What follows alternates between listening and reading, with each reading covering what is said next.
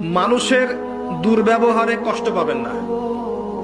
যখন কাছের মানুষরা আপনাকে কষ্ট দিবে, এবং কাছের মানুষ কষ্ট আপনাকে দিবেই, কাছের মানুষরা আপনাকে বেশি কষ্ট দিবে জীবনে, তখন আপনি কষ্ট পাবেন না যদি আল্লাহর জন্য ওদেরকে ভালোবাসেন, যে আমি তো আল্লাহর জন্য এই কাজগুলো করছি, তারা শুকরিয়া আদায় করলেই বা কি আর না করলেই বা কি, তখন আপনি কষ্ট পাবেন না।